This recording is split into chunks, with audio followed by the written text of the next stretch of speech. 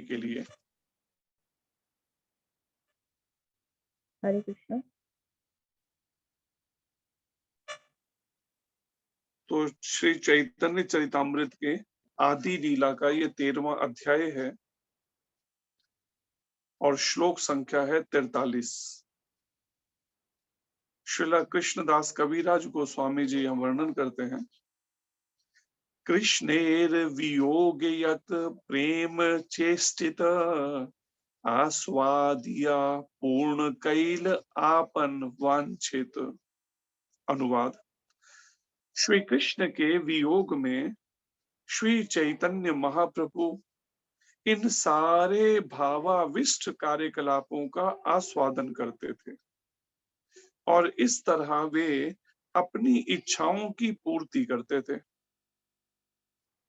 चैतन्य चरितामृत के प्रारंभ में यह कहा गया है कि कृष्ण दर्शन से राधा रानी ने जिन भावों का अनुभव किया था, चैतन्य महाप्रभु का आविर्भाव उनके आस्वादन हेतु हुआ था।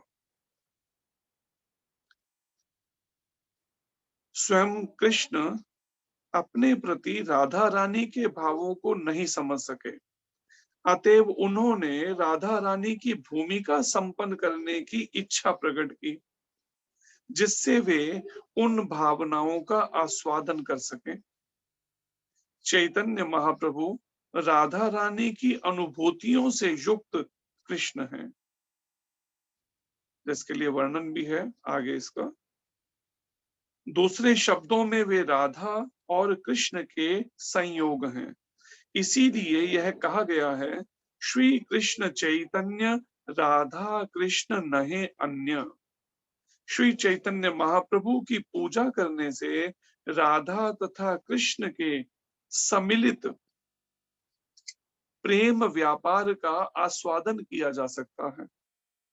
अतएव राधा कृष्ण को समझने का प्रत्यक्ष प्रयास न करके श्री चैतन्य महाप्रभु तथा उनके भक्तों के माध्यम से ऐसा करना चाहिए। इसीलिए श्रीला नरोत्तम दास ठाकुर कहते हैं, रूप रघुनाथ पदे हईबे आकुति, कबे हम बुझब से युगल पीरिति। कब मैं श्री रूप गोस्वामी, सनातन गोस्वामी, रघुनाथ गोस्वामी तथा श्री चैतन्य के अन्य भक्तों के प्रति सेवा भाव उत्पन्न कर सकूंगा और इस तरह श्री राधा तथा कृष्ण की लीलाओं को समझने का पात्र बन सकूंगा। तो ये प्रसंग चल रहा है जिसमें श्री कृष्ण के वियोग में श्री चैतन्य महाप्रभु इन सारे भावाविष्ट कार्यकलापों का आस्वादन करते थे और इस तरह वे अपनी इच्छाओं की पूर्ति करते थे। तो यहाँ पर प्रभुपाद जी इस बात को और चैतन्य चरितामृत के जो संकलन करने वाले हैं श्रील कृष्णदास कविराज गोस्वामी जी, ये वर्णन कर रहे हैं कि राधा रानी के हृदय में भगवान श्री कृष्ण के दर्शन के लिए, भगवान श्री कृष्ण के प्रति किस तरह के भाव हृदय में उदित होते हैं, जागते हैं, स्वयं कृष्ण नहीं समझ पा रहे इसको कि मेरे प्रति कैसा भाव ये राधा जी के हृदय के अंदर होता है, मेरे दर्शन के लिए, मेरे लीलाओं में संग के लिए। तो वो जानना चाहते हैं कृष्ण, इसलिए उन्होंने इस तरह की ये लीला की है कि स्वयं कृष्ण राधा रानी का भाव लेकर प्रकट हुए हैं चैतन्य महाप्रभु के रूप में। और एक मुख्य बात प्रभुपाद जी यहां समझा रहे हैं कि किसी भी साधक को, क्योंकि कलयुग के अंदर अगर देखा जाए, सतयुग त्रेता द्वापर के मुकाबले इस कलयुग के अंदर जीव जो है बड़ी पतित अवस्था के हैं। जो कुछ अच्छी अवस्था के थे पहले सतयुग में चले गए भक्ति पूर्ण करके भगवत धाम में, फिर उसके बाद कुछ जो है त्रेता में चले गए, कुछ द्वापर में, जो सबसे बिल्कुल पतित अवस्था के वो कलयुग के लिए रह गए। तो इसलिए भगवान ने भी कृपा करके क्या किया, कली पावन अवतार भगवान कृष्ण चैतन्य महाप्रभु के रूप में प्रकट हुए और उन्होंने क्या कहा, पापी तापी या तो चिल हरि नाम उद्धारे लो। कोई कितना पापी दुराचारी क्यों नहीं रहा अपने पूर्व जीवन के अंदर, जघन्य से जघन्य पाप क्यों ना किए हों, लेकिन अब मन बना ले कि अब मैं उसे जीवन में दोबारा नहीं करूंगा उस तरह के पाप, और निरंतर हरि नाम करना शुरू करें। हम करते हैं हरि नाम कैसे, 15 मिनट, आधा घंटा, 1 घंटा, अच्छा 2 घंटे बहुत हो गया, अब बस, अब और नहीं। लेकिन नहीं, महाप्रभु कहते हैं कीर्तनिया सदा हरि, सदा उसको अगर चाहिए कि हमारा हृदय बिल्कुल शुद्ध हो, इस सारे जो पूर्व में हमसे पाप कर्मों के कारण हृदय इस तरह का हो गया, दोषों से भर गया, मन में हर समय बुरे विचार या हर समय केवल देहात्म बुद्धि के शरीर के स्तर के विचारधारा जो हटती ही नहीं, तो ये एक ऐसा अवसर है जिसे कह सकते हैं गोल्डन चांस है या डायमंड चांस है। ये ऐसा बिल्कुल कलयुग के आरंभ में स्वयं भगवान प्रकट हुए हैं कृष्ण चैतन्य महाप्रभु के रूप में, और अवसर दे रहे हैं हरि नाम के द्वारा उद्धार का। कलयुग में भी ये आगे पूर्ण अवसर रहेगा कलयुग के एंड तक, लेकिन तब तक इतने मलिन हो जाएंगे, आप सोचिए ना, अभी मन जब भक्ति में लग नहीं पा रहा तो आगे क्या क्या होगा, कल्पना करके देखिए। जबकि कलयुग की अभी शुरुआत है, अभी मन भक्ति में लगने को तैयार नहीं है भगवान का नाम लेने के लिए, कई तरह से संसार में भटकेगा। तो यहाँ पर जो वर्णन प्रभुपाद जी कहते हैं, राधा रानी के हृदय के उद्गार कैसे भाव हैं उसे जानने के लिए, कह लीजिए समझने के लिए, भगवान कृष्ण चैतन्य महाप्रभु के रूप में प्रकट हुए। और श्रीला नरोत्तम दास ठाकुर भी वर्णन करें इस बात का कि जो भगवान सीधे हमें भगवान राधा कृष्ण को समझने का वो नहीं करना चाहिए, क्योंकि जब तक हम शुद्ध नहीं हैं हम उसमें कुछ लाभ या उन्नति नहीं कर पाएंगे। लेकिन हाँ, चैतन्य महाप्रभु के माध्यम से उन्हें समझ सकते हैं, और चैतन्य महाप्रभु के जो अनुयायी हैं उनके चरणों में समर्पित होकर, जिसे नरोत्तम दास ठाकुर ने कहा, रूप रघुनाथ पदे हईबे आकुति, कबे हाम हेरिबो सई युगल पीरीति। शिला रूप गोस्वामी, शिला सनातन गोस्वामी, शिला रघुनाथ भट्ट गोस्वामी, शिला रघुनाथ दास गोस्वामी, शिला जीव गोस्वामी, शिला गोपाल भट्ट गोस्वामी, कब जो चैतन्य महाप्रभु के प्रमुख अनुयायी हैं, ये 500 वर्ष पहले हुए, ये कब मुझ पर कृपा करेंगे जिससे युगल पीरीति, राधा रानी और भगवान कृष्ण के चरणों में मेरे प्रेम उत्पन्न हो सके। उनकी बताई शिक्षाओं के अनुसार जब हम जीवन ढालेंगे, उनके चरणों में प्रार्थना करते हुए षड गोस्वामियों के, तब हम राधा रानी और भगवान कृष्ण के उस प्रेम व्यवहारों को समझने के योग्य बन सकेंगे। ये बात मुख्य इस श्लोक से समझने वाली है, यहाँ पर जो वर्णन है कि इस तरह श्री राधा तथा कृष्ण कब मेरा श्री चैतन्य तथा अन्य भक्तों के प्रति सेवा भाव उत्पन्न कर सकूंगा, कब मैं अपने हृदय में, और जब मेरा सेवा भाव उत्पन्न होगा चैतन्य महाप्रभु के भक्तों के प्रति, चैतन्य महाप्रभु के, तो तब परिणाम में श्री राधा तथा कृष्ण की लीलाओं को समझने का मैं पात्र बन सकूंगा। ये नरोत्तम दास ठाकुर प्रार्थना कर रहे हैं।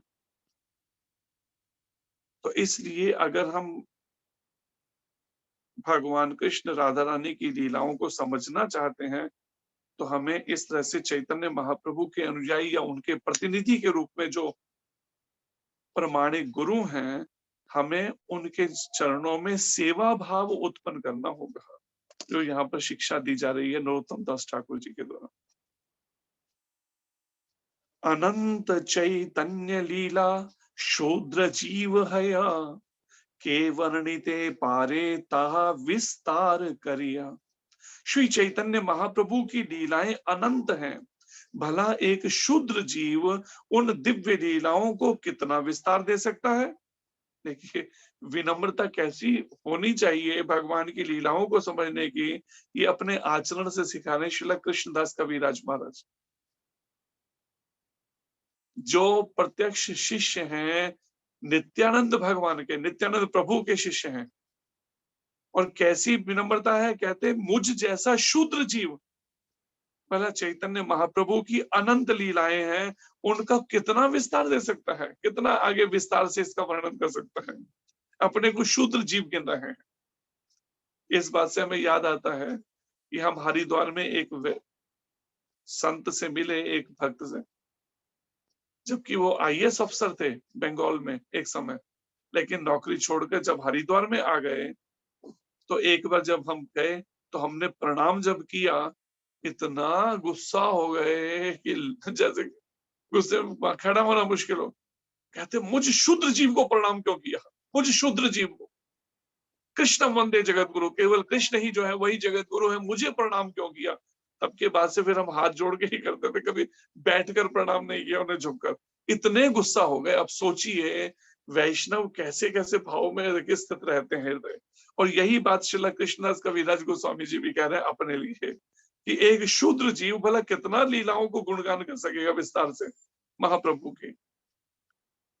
सूत्र करी गणे यदि आपने अनंत, सहस्त्र वदने तेहो नाही पाए अंत। यदि साक्षात शेषनाग अनंत को, जिनके हजारों मुख हैं शेषनाग जी के, उन अनंत को, शेषनाग अनंत को चैतन्य की लीलाएं सूत्रबद्ध करनी पड़े, अगर ये सेवा दी जाए ना शेषनाग जी को, चैतन्य महाप्रभु की लीलाओं को सूत्रबद्ध करने का, कि सारी लीलाओं का वर्णन करो, तो वे अपने हजारों मुखों से भी उनकी सीमा पा सकने में समर्थ नहीं हो सकते। तो भी वो पार नहीं पा सकते सीमा पा सकने में। इसलिए कहते हैं ना, एक शब्द गुरु महाराज कहते हैं, बेअंत बेअंत बेअंत कहो भगवान की लीलाएं, जो बेअंत, उन्हें अंत ही नहीं है, पार ही नहीं है। निंदा और चुगली किसी की ना करो। भगवान की लीला अनंत, लेकिन हमें निंदा चुगली किसी की भी नहीं करनी चाहिए, अपने को बचाना चाहिए इससे, निंदा चुगली से, किसी की भी। तो हजारों मुखों से अगर अनंत शेष जी, शेषनाग जो है, वो भी अगर प्रयास कर रहे हैं चैतन्य महाप्रभु की लीलाओं को सूत्रबद्ध करने का, तो उसकी सीमा पा सकने में समर्थ नहीं हो सकते, वो भी नहीं पार पा सके, पूरी लीलाओं का वो भी वर्णन नहीं कर सकते।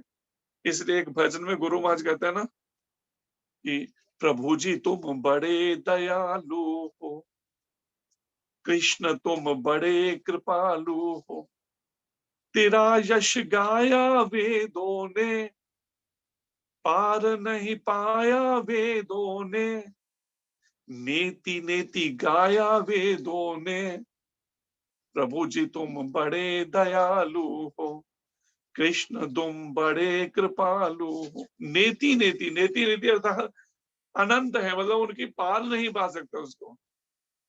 कितना भी वेदों ने गुणगान किया, लेकिन उसके बाद भी पार नहीं पा सके।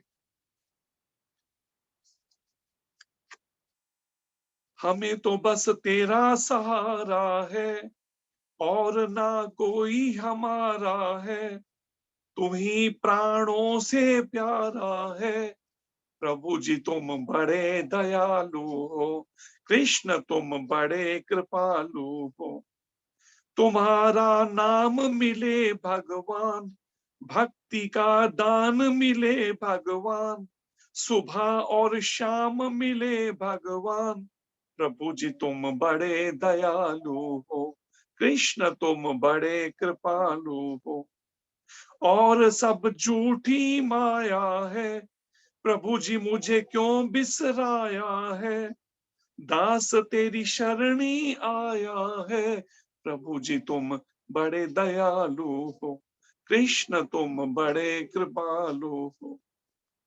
तो गुरु भगवान का इतने दयालु हैं और इतने कृपालु हैं कि उनका कोई पार नहीं पा सकता, उनकी दया और कृपा का।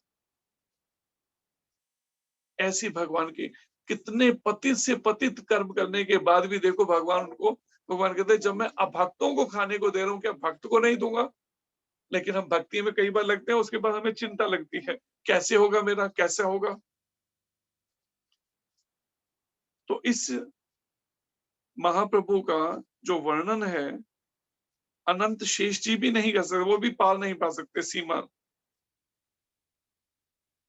दामोदर स्वरूप आर गुप्त मुरारी, मुख्य मुख्य लीला सूत्रे लिखी याचे विचारे।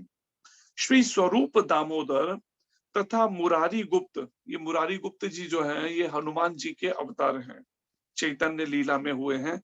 मुरारी गुप्त के रूप में एक वैद के रूप में भूमिका निभा रहे, लीला में भाग लेने के लिए आए हैं। और स्वरूप दामोदर जी ये ललिता सखी जी के अवतार हैं। और रामानंद राय जी ये एक ललिता सखी जी के, एक विशाखा सखी जी के अवतार भगवान के साथ आए हैं, महाप्रभु के साथ, जो राधा भाव में महाप्रभु लीला कर। तो श्री स्वरूप दामोदर तथा मुरारी गुप्त जैसे भक्तों ने पर्याप्त विचार विमर्श के बाद चैतन्य महाप्रभु की प्रमुख लीलाओं को सूत्रबद्ध किया है। पहले इन्होंने विचार किया, स्वरूप दामोदर जी की भी एक अपनी डायरी थी और मुरारी गुप्त जी की भी थी। उन्होंने भी महाप्रभु की लीलाओं को अपनी डायरी में पहले नोट किया और फिर अच्छे से विचार करके, विचार विमर्श करके फिर चैतन्य महाप्रभु की जो प्रमुख प्रमुख लीलाएं हैं केवल उन्हीं को सूत्रबद्ध किया, जिसको फिर श्रील कृष्णदास कविराज गोस्वामी जी हम वर्णन कर रहे हैं। श्री स्वरूप दामोदर तथा मुरारी गुप्त ने जो सूत्र लिखे थे वे ही इस पुस्तक के आधार स्वरूप हैं। इस ग्रंथ का आधार है चैतन्य चैतामृत का स्वरूप दामोदर जी के और मुरारी गुप्त जी के द्वारा जो सूत्र लिखे गए महाप्रभु की लीलाओं का। उन्हीं सूत्रों का अनुसरण करते हुए मैं महाप्रभु की सारी लीलाएं लिख रहा हूं। श्रील कृष्णदास कविराज गोस्वामी जी कहते हैं इन आधार पे मैं लीलाएं लिख रहा हूं, अपने मनगणन तरीके से नहीं, कोई काल्पनिक लीलाएं बनाकर सोच सोच के हाँ कुछ बना दो कल्पना करके, वो नहीं कर रहे। वो प्रमाण आधार है स्वरूप दामोदर गोस्वामी जी की डायरी और मुरारी गुप्त जी की इनका कर्चा जो थे। इन सूत्रों का विशद वर्णन वृंदावन दास ठाकुर द्वारा हुआ है और फिर इसका वर्णन वृंदावन दास ठाकुर जी ने किया, जिन्होंने चैतन्य भागवत का लेखन किया है, जो भगवान वेदव्यास जी के अवतार माने जाते हैं। चैतन्य लीलार व्यास दास वृंदावन, मधुर करिया लीला करिला रचन। श्री चैतन्य महाप्रभु की लीलाओं के प्रामाणिक लेखक श्रीला वृंदावन दास ठाकुर श्रीला व्यास देव के तुल्य हैं। उन्होंने इन लीलाओं का वर्णन इस प्रकार किया है कि वे अधिक मधुर बन गए। इस तरह से वर्णन किया वृंदावन दास ठाकुर जी ने कि और मधुरता आ गई उन लीलाओं में महाप्रभु की। इस भय से कि उनका ग्रंथ कहीं बहुत विशद ना हो जाए, उन्होंने कुछ स्थानों का विस्तृत वर्णन छोड़ दिया। मैं उन्हीं उन्हीं स्थानों को यथाशक्ति पूरा करने का प्रयास करूंगा। श्रील कृष्णदास कविराज गोस्वामी जी कहते हैं कि वृंदावन दास ठाकुर जी ने जिन महाप्रभु की लीलाओं का वर्णन संक्षेप में किया, ये सोचकर कि ग्रंथ बहुत विस्तृत हो जाएगा, जहां जहां संक्षेप में किया, मैं उन प्रसंगों को मुख्य रूप से प्रस्तुत कर रहा हूं इस चैतन्य चैतामृत का, यथाशक्ति जैसी जितनी मेरी शक्ति है। प्रभुर लीलामृत तेहो कैल आस्वादन, तार भुक्त शेष किछु करिए चरवण। श्री चैतन्य महाप्रभु की लीलाओं का वास्तविक आस्वादन तो श्रीला वृंदावन दास ठाकुर ने किया है, मैं तो उन्हीं के छोड़े हुए अन्न अथवा जूठन को खाने का प्रयास मात्र कर रहा हूं। देखिए कैसी विनम्रता वैष्णवों की है, वो अपने को सम्मान नहीं देना चाहते कुछ भी, जबकि कहते मैं तो खाली उनके द्वारा जो प्रसंग छोड़े गए एक तरह से उनकी जूठन के रूप में उस अन्न को खाली मैं उसे खाने का प्रयास कर रहा हूं, वर्णन करके महाप्रभु की उन प्रसंगों को। हे चैतन्य भक्तों, अब मैं आदि लीला के सूत्रों को संक्षेप में लिख रहा हूं, क्योंकि इन लीलाओं का समयक वर्णन करना संभव नहीं है। तो अभी भी वो कृष्णदास कविराज जी मैं संक्षेप में ही लिख रहा हूं, क्योंकि अगर विस्तार से वर्णन करूं तो वो संभव नहीं है कि ग्रंथ इतना विस्तृत हो जाएगा विस्तार। अपने मन की विशेष इच्छा पूरी करने के लिए व्रजेंद्र कुमार भगवान कृष्ण ने काफी विचार करने के बाद इस लोक में अवतरित होने का निश्चय किया। स्वयं ब्रजेंद्र कुमार भगवान श्री कृष्ण जो है, उन्होंने बड़ा विचार किया, अपनी इस मन की विशेष इच्छा को पूरी करने के लिए। विशेष इच्छा क्या थी कि राधा रानी के जो भाव हैं मेरे प्रति, उन भावों का रसास्वादन करना चाहते हैं स्वयं भगवान श्री कृष्ण। इसलिए उन्होंने इस लोक में अवतरित होने का निश्चय किया भगवान श्री कृष्ण ने। अतएव भगवान कृष्ण ने सबसे पहले अपने गुरुजनों के परिवार को पृथ्वी पर अवतरित होने दिया। और फिर भगवान कृष्ण ने क्या किया, जो उनके गुरुजन हैं पहले उनको पहले भेजा, जिससे अब आएंगे तो फिर उनको फिर गुरुकुल में जाएंगे शिक्षा लेने के लिए, तो उनको पहले भेज दिया उस परिवारों को, गुरुजनों के। मैं उनका संक्षेप में वर्णन करूंगा क्योंकि उनका पूर्णतया वर्णन कर पाना संभव नहीं है। अब उन गुरुजनों के परिवारों में कौन है? भगवान श्री कृष्ण ने चैतन्य महाप्रभु के रूप में प्रकट होने के पूर्व निम्नलिखित भक्तों को अपने के से पहले प्रकट होने का आग्रह किया। एक, श्री शची देवी जी, स्वयं माता के रूप में जो है भगवान चैतन्य महाप्रभु के। जगन्नाथ मिश्र जो पिता हैं महाप्रभु के। माधवेंद्रपुरी जी जो चैतन्य महाप्रभु के गुरु महाराज जो हैं, उनके गुरु जी हैं माधवेंद्रपुरी। और फिर केशव भारती जी, जिनसे सन्यास लिया महाप्रभु ने 24 वर्ष की अवस्था में।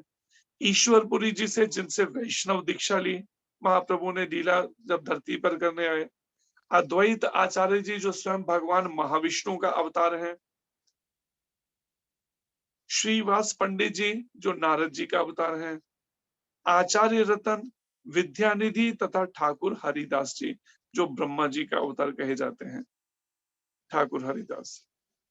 श्रीहट्ट जिले का एक निवासी था जिसका नाम श्री उपेंद्र मिश्र था।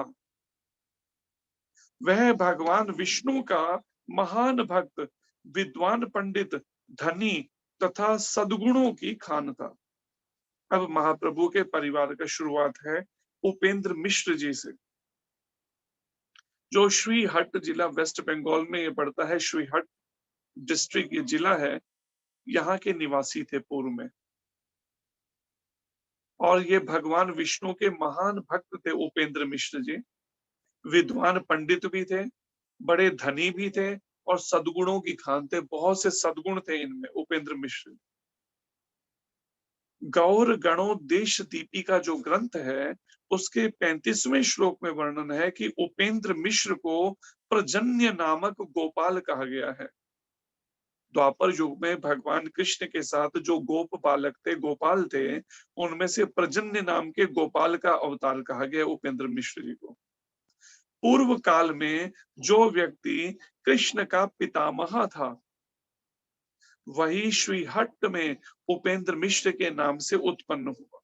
ये गोपाल जो ब्रज के गोकुल के थे, वही प्रकट हुए हैं श्री कृष्ण के पितामह के रूप में। वही श्रीहट्ट में उपेंद्र मिश्र के नाम से उत्पन्न हुए और उनके 7 पुत्र हुए। वह श्रीहट्ट जिले के ढाका दक्षिण ग्राम का निवासी थे, ढाका के। अब भी उस भूभाग के अनेक निवासी अपने को श्री चैतन्य महाप्रभु के मिश्र परिवार से संबंधित बतलाते हैं। वंश अभी भी चल रहा है, जो अब बांग्लादेश की तरफ भी कुछ हिस्से चले गए। उपेंद्र मिश्र के 7 पुत्र थे और वे सभी परम संत तथा अत्यंत प्रभावशाली थे। इनके नाम थे कंसारी, परमानंद, पद्मनाभ, सर्वेश्वर, जगन्नाथ, जनार्दन, त्रैलोक्यनाथ। 5वें पुत्र जगन्नाथ ने गंगा नदी के तट पर नदिया में रहने का निश्चय किया। तो ये 7 पुत्रों के नाम हैं, जिनमें से 5वें नंबर के पुत्र हैं जगन्नाथ मिश्र जी, जो महाप्रभु के पिता हुए। और एक तरह उनके दादा हुए उपेंद्र मिश्र जी, जो गोपाल के रूप में, जिनका ये वर्णन है, प्रजन्य नाम के गोपाल थे पूर्व में। जगन्नाथ मिश्र की उपाधि पुरंदर थी। पुरंदर इस नाम से उपाधि से, जैसे प्रभुपाद जी का वैसे नाम है श्रीला अभय चरणारविंद भक्ति वेदांत स्वामी, अभय चरणारविंद, लेकिन उनको प्रभुपाद के ये एक तरह से उपाधि के रूप में टाइटल ने। ऐसे ही जगन्नाथ मिश्र जी की उपाधि थी पुरंदर। वह नंद तथा वसुदेव की ही भांति समस्त सद्गुणों के सागर थे। जैसे नंद महाराज में और वसुदेव जी में जैसे सद्गुण थे, वैसे ही सद्गुण जगन्नाथ मिश्र जी में थे। उनकी पत्नी श्रीमती शची देवी सती स्त्री थी और पतिव्रता थी। उनके पिता का नाम नीलांबर था तथा उनकी उपाधि चक्रवर्ती थी। जैसे कास्ट कहते हैं, तो इस तरह से चक्रवर्ती उपाधि। जगन्नाथ मिश्र जी की पुरंदर थी उपाधि, इनकी थी नीलांबर जी की चक्रवर्ती।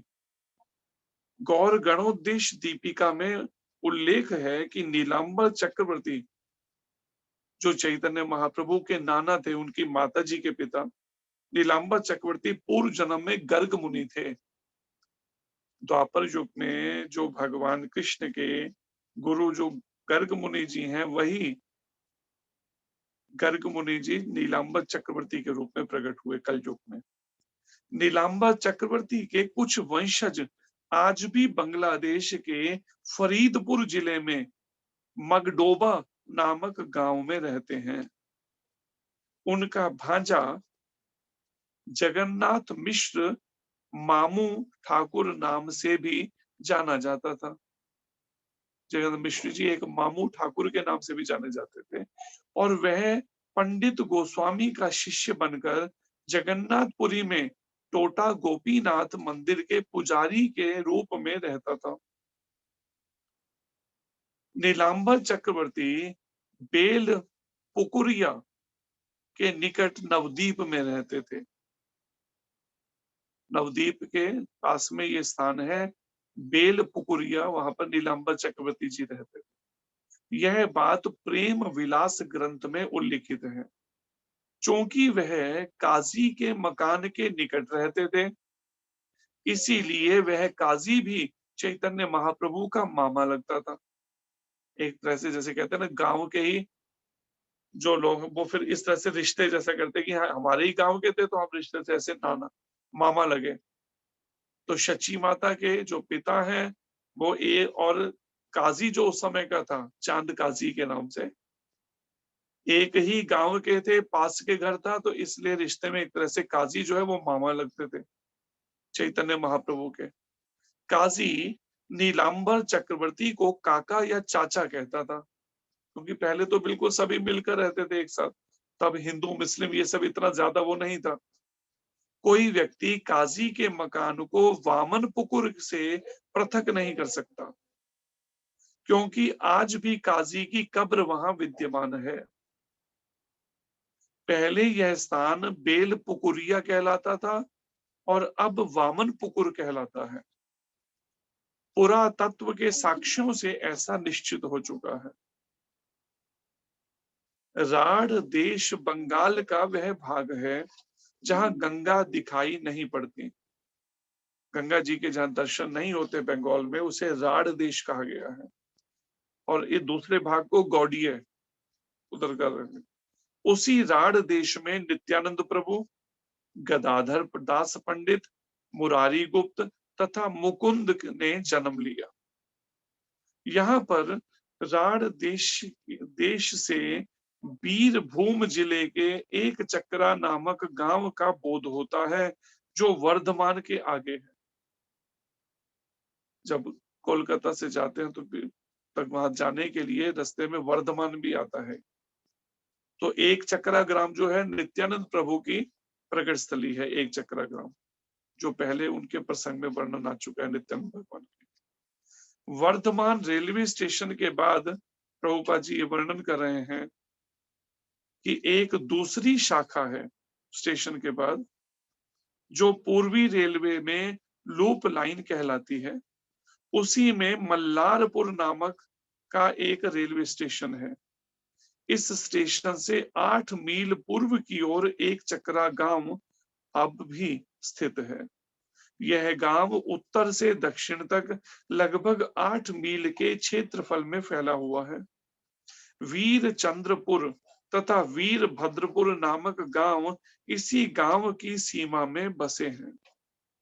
वीरभद्र गोस्वामी के पवित्र नाम पर ये स्थान वीर चंद्रपुर तथा वीरभद्रपुर के नाम से विख्यात है। बंगला वर्ष 1331 में एक चकरा ग्राम के मंदिर पर बिजली गिर गई थी, अतएव यह मंदिर भग्न अवस्था में है। उसको मंदिर को नुकसान पहुंचा उससे, बिजली गिर जाने से। इसके पूर्व इस तरह की कोई दुर्घटना नहीं हुई थी। इस मंदिर के भीतर नित्यानंद प्रभु के हाथों से स्थापित श्री कृष्ण की मूर्ति है। आज भी भगवान कृष्ण की मूर्ति वहां स्थापित है। तो हमने भी गुरु महाराज की और नित्यानंद प्रभु की कृपा से उसके दर्शन किए हैं, विग्रह के, उस मंदिर के। जब परिक्रमा होती है, नवदीप मंडल परिक्रमा, तो वहां भी जाते। तो नित्यानंद प्रभु के हाथों से स्थापित श्री कृष्ण की मूर्ति है उस मंदिर में आज भी। इस मूर्ति का नाम बंकिम राय या बांका राय है। बंकिम राय के दाहिनी ओर जहानवा, गंगा जी जो है जहानवा के नाम से, और बाईं ओर श्रीमती राधा रानी की मूर्तियां हैं। जहानवा माता की मूर्ति है दाईं ओर, और बाईं ओर राधा रानी की, भगवान कृष्ण की मूर्ति है। इस मंदिर का पुजारी बतलाता है कि नित्यानंद प्रभु बांका राय के शरीर के भीतर प्रविष्ट हो गए और जहानवा माता की मूर्ति इसीलिए बाद में बांका राय के दाईं ओर रख दी गई। ये जहानवा माता जो नित्यानंद प्रभु की अर्धांगिनी है, ये पहले भगवान कृष्ण के उस विग्रह के दाईं ओर थी, लेकिन नित्यानंद भगवान इसी विग्रह में जब प्रवेश कर गए तो परिणाम में मूर्ति को अब उनके बाईं ओर रख दिया गया, जो जहानवा माता उनकी अर्धांगिनी है नित्यानंद प्रभु। इस मंदिर के भीतर एक अन्य सिंहासन पर मुरलीधर तथा राधा माधव की मूर्तियां हैं। एक और सिंहासन पर मनमोहन, वृंदावन चंद्र तथा गौर निताई की मूर्तियां हैं। किंतु नित्यानंद प्रभु ने बांका राय की ही स्थापना मूल रूप से की थी। पर नित्यानंद भगवान ने जो की वो मूल रूप से बांका राय की स्थापना की, विग्रह की। मंदिर के पूर्व में एक घाट है जो यमुना तट पर स्थित कदम्ब खंडी के नाम से विख्यात है। कहा जाता है कि बांका राय की मूर्ति जल में तैर रही थी, जिसे नित्यानंद प्रभु ने पकड़कर इस मंदिर में स्थापित किया था, ऐसी मान्यता है। फिर वीर चंद्रपुर गांव में भड्डापुर नामक स्थान में, जो लगभग आधा मील पश्चिम है उस स्थान से, एक नीम के पेड़ के नीचे श्रीमती राधा रानी की मूर्ति पाई गई। अर्थात ये बनाई नहीं गई है, ये सब मूर्तियां प्रकट हुई हैं वहां पर। नित्यानंद प्रभु को मिली है वहां पर मूर्ति, नीम के पेड़ के नीचे राधा रानी की मूर्ति मिली, और बांका राय जी की मूर्ति जल में तैर रही थी वहां पर, यमुना तट पर स्थित जो कदम खंडी है वहां पर। और इसीलिए बंकिम राय की राधा रानी भड्डपुरेर ठकुरानी कहलाती हैं। इस नाम से होंगे, भड्डपुरेर ठकुरानी के नाम से कहलाती हैं। एक अन्य सिंहासन में बांका राय के दाईं ओर योग माया की मूर्ति है, जो सारे आध्यात्मिक जगत का संचालन देखती हैं। भगवान कृष्ण की प्रमुख शक्ति जो योग माया के रूप में, उनकी मूर्ति है बांका राय जी के दाईं ओर। इस समय यह मंदिर तथा मंदिर की बारादरी ऊंचे चबूतरे पर स्थित है और मंदिर के सामने एक कंक्रीट का बना सभा भवन है। कहा जाता है कहा जाता था कि मंदिर के उत्तर में शिव जी की मूर्ति थी, जिनका नाम भांडीश्वर था और जिसकी पूजा नित्यानंद के पिता हडाई पंडित करते थे, उस शिव जी की मूर्ति की। किंतु संप्रति समय के साथ में क्या हुआ, यह मूर्ति नदारद है। पता ही नहीं मूर्ति कहाँ चली गई, कोई उठा के ले गया या कहाँ गई है मूर्ति शिव जी की। और उसके स्थान पर जगन्नाथ स्वामी की मूर्ति स्थापित की गई है। अब भगवान जगन्नाथ जी वहां पर विराजित है विग्रह रूप। वास्तविकता तो यह है कि नित्यानंद प्रभु ने कोई भी मंदिर नहीं बनवाया। यह मंदिर वीरभद्र प्रभु के समय में बनाया गया था।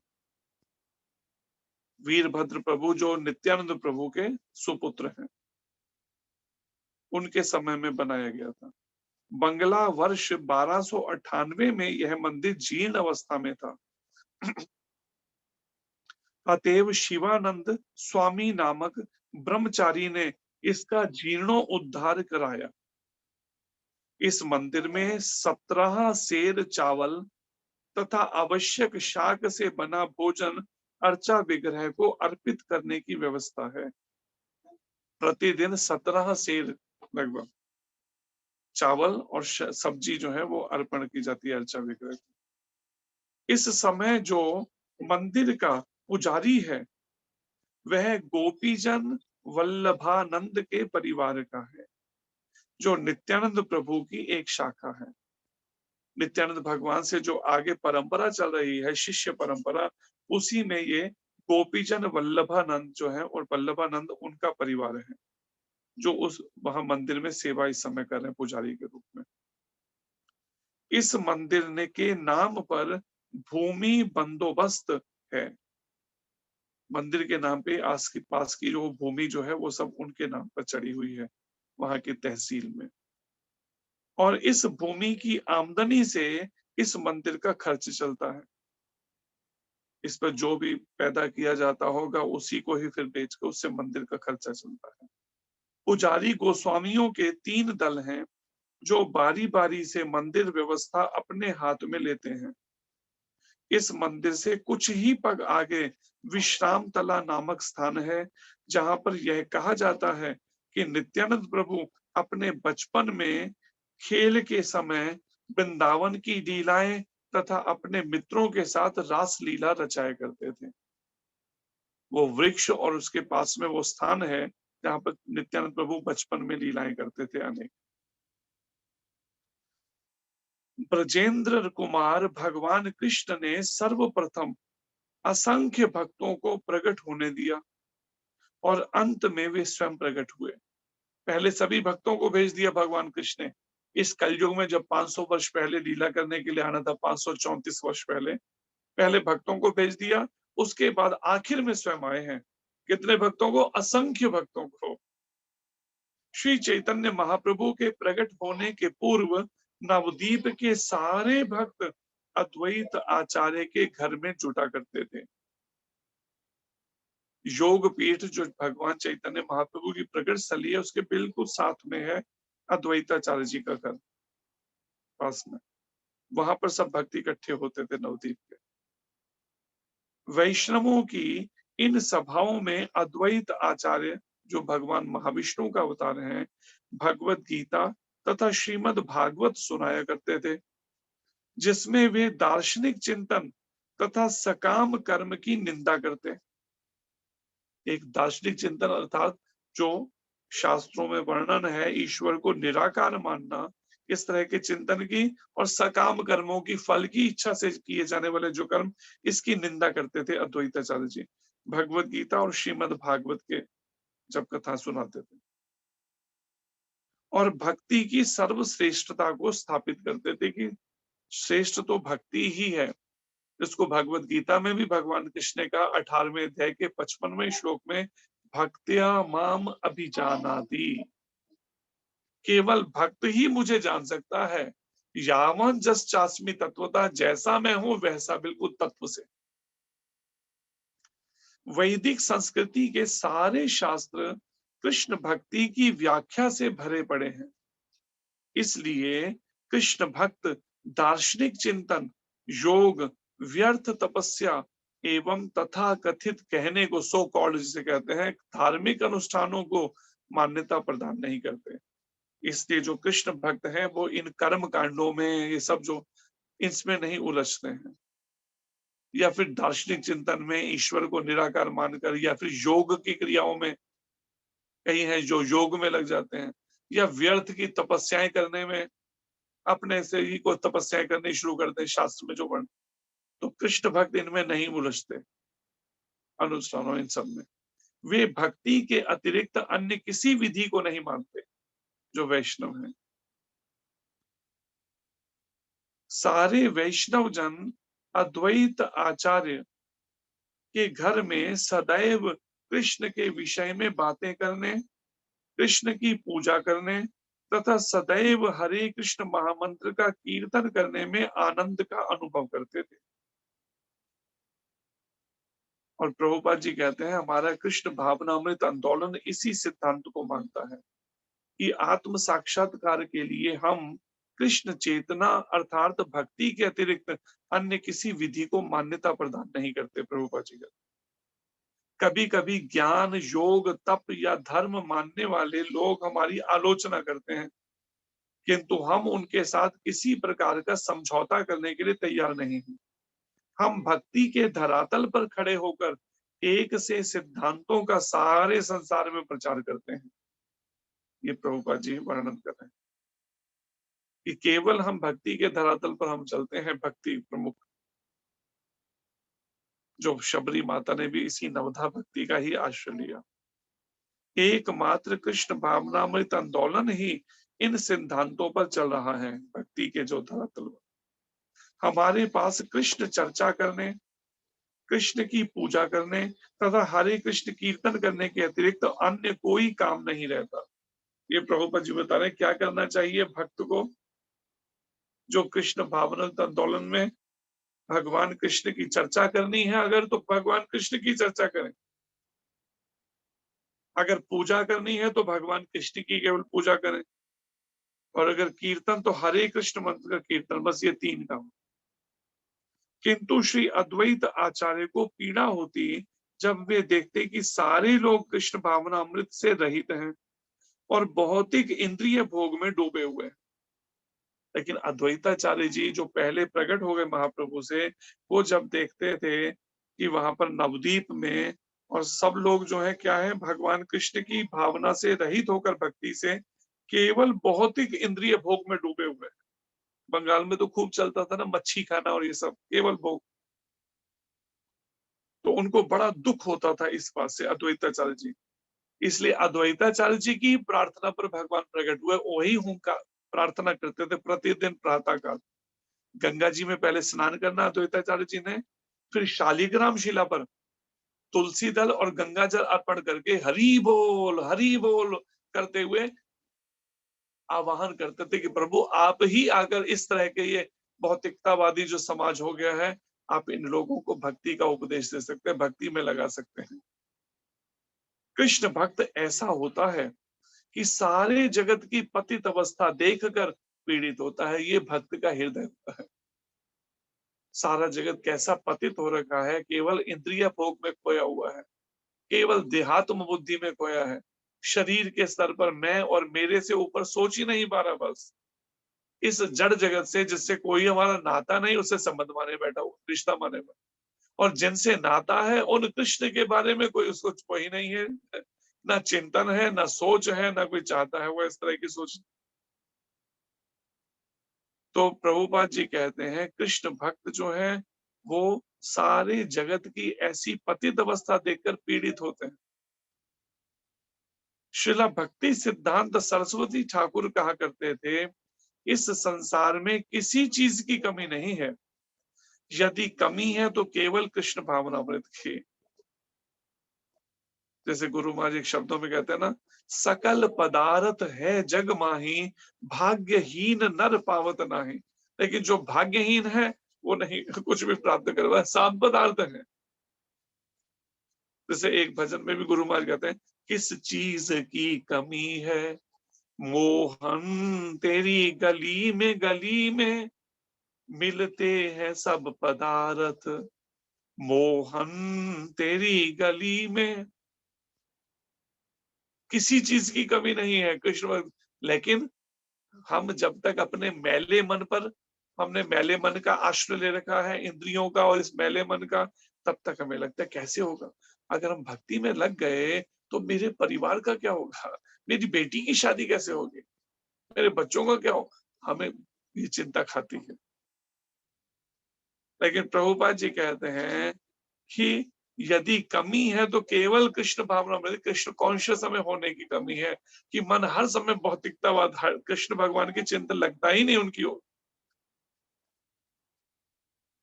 यही दृष्टिकोण समस्त शुद्ध भक्तों का है। जो शुद्ध भक्त है वो, उनका विश्वास दृढ़ है इस बात पर कि कृष्ण भावना अमृत भगवान कृष्ण में पूरे।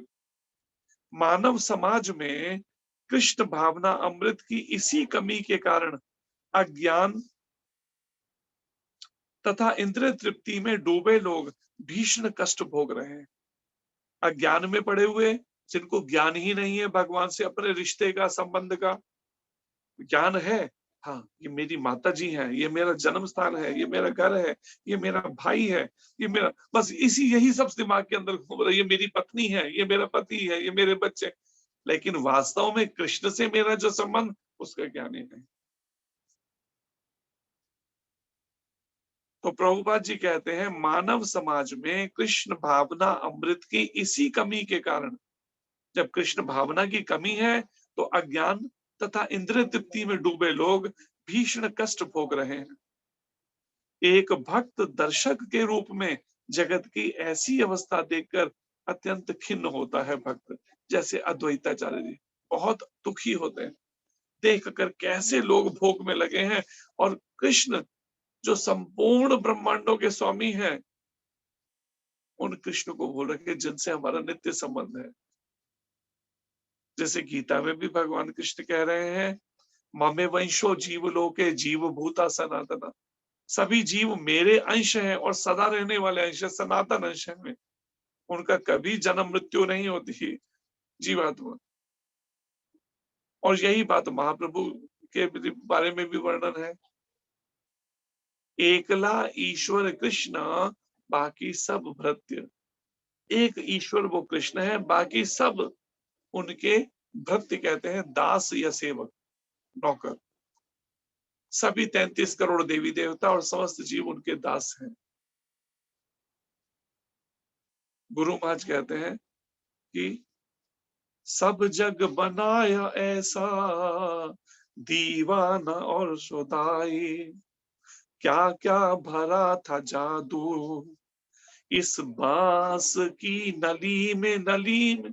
बांसुरी जो भगवान की ऐसी थी, सारे संसार को, जीवों को मोहित कर लेते थे। किस चीज की कमी है मोहन तेरी गली में मिलते हैं सब पदार्थ, मोहन तेरी गली में। शरणार्थी उम्र है दुख दर्द सब मिटा दो, बरसा दो सुख का अमृत घर घर गली गली में। जो भजन में समाए वो परम सुख को पाए। अगर कोई भजन में लग जाए तो परम सुख प्राप्त कर सकता है। मिलता है तेरा जलवा हर फूल हर कली में किस चीज की कमी है मोहन तेरी गली में। जो व्यर्थ वक्त खोए वो जन्म जन्म रोए। जो व्यर्थ में समय खोने में लगे हैं, जन्म जन्मों तक खोना पड़ेगा उनको, रोना पड़ेगा जन्म। अपना ना कोई बनता, जो हमने माना है ना, ये परिवार मेरा अपना है, अपना ना कोई बनता आखिर चलो चली में। कोई भी यहाँ रह नहीं सकेगा, सबको एक दिन जाना है यहाँ से। कोई पहले जा रहा है, कोई बाद में जा रहा है, फर्क इतना। इसलिए गुरु महाराज कहते हैं, सब छोड़ करके धंधे हरि नाम जप ले बंदे, नहीं तो फिरेगा रोता जग की गली गली में, किस चीज की कमी है मोहन तेरी गली में, मिलते हैं सब पदार्थ मोहन तेरी गली में। तो गुरु महाराज यहाँ पर इसी बात को कि ये अगर कमी है तो हमारे ही भाव भक्ति की कमी है, भगवान कृष्ण की ओर से कोई कमी नहीं। अगर हम कृष्ण को भूले हैं तो ही हमें अनेक तरह की हमें ये सब इसका फेस करना पड़ रहा है, देखना कि हाँ कभी किसी चीज की कमी, कभी किसी चीज, जिससे शास्त्र कहता है कृष्ण भूलिया जीव भोग वांछा करे। कृष्ण को भूलकर जो जीव भोगों को भोगना चाहता है तो परिणाम माया तारे क्या है, झापटिया धरे, पाछे ते माया तारे झापटिया धरे। पीछे से माया क्या करती है, जो भोगों को भोगना चाहती है उसको झापड़ थप्पड़ मारती है, झापटिया धरे। जो तरह तरह के ये कष्ट है, क्या है, जन्म मृत्यु बुढ़ापा बीमारी दुख दोष, ये सब क्या है, ये माया के थप्पड़ ही हैं। अनेक तरह की उलझने परेशानियां जीवन के अंदर, पारिवारिक सामाजिक शारीरिक। तो इस बात को विचार करना चाहिए। श्री अद्वैताचार्य इस चीज का विचार करें। संसार की ऐसी दशा को देख के वे गंभीरता पूर्वक सोचने लगे अद्वैताचार्य जी कि माया के पाश से किस प्रकार इन लोगों का उद्धार किया जा सकता है। बड़ी गंभीरता से विचार कर रहे हैं। देखिए अद्वैताचार्य जी को दया आ रही है जीवों पर, और लोग खोए हैं अपने ही उसमें संसारिक भोगों में। लेकिन भक्त जो है, अद्वैताचार्य जो भक्त की भूमिका निभा रहे हैं, स्वयं भगवान महाविष्णु, उनको दया आ रही है, कैसे होगा उद्धार इन सब जीवों का। श्री अद्वैताचार्य प्रभु ने सोचा, यदि भक्ति संप्रदाय का वितरण करने के लिए स्वयं कृष्ण अवतरित हो, जो ये भक्ति संप्रदाय है, श्री ब्रह्म संप्रदाय या श्री ब्रह्म मधव गौड़ीय संप्रदाय कहलाती है, इस भक्ति संप्रदाय का अगर खुद वितरण करें आकर संसार में जीवों में भक्ति का मार्ग, स्वयं कृष्ण अवतरित हो, तो तभी सारे लोगों की मुक्ति संभव है, सारे लोग तभी मुक्त हो सकेंगे।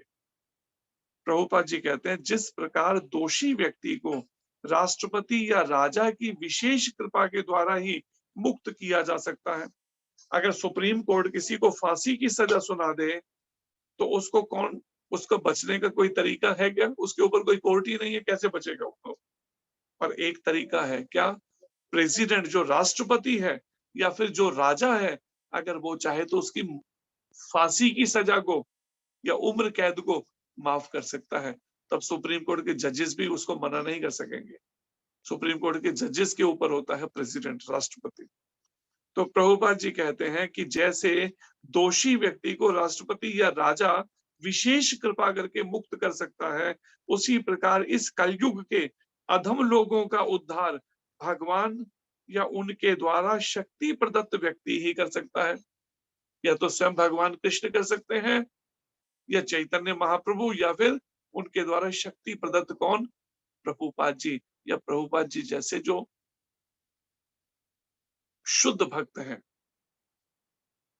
ऐसे शुद्ध भक्त केवल शक्ति प्रदत्त जो उनसे हैं, जिसे कहा है ना कि कृष्ण शक्ति बिन तारा ना ही परिवर्तन। जब तक भगवान कृष्ण शक्ति ना दे तब तक कोई निमित्त नहीं बन सकता इस भक्ति के प्रचार में, कृष्ण भक्ति के।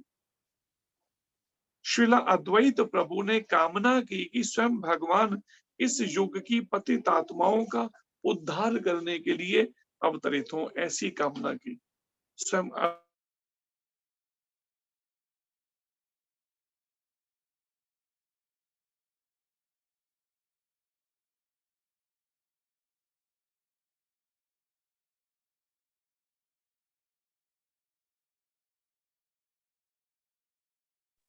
श्री नित्यानंद प्रभु की जय, श्री चैतन्य चरितामृत ग्रंथ की जय, श्री अद्वैताचार्य जी की जय, श्री गदाधर पंडित जी की जय, श्री श्रीवास ठाकुर जी की जय।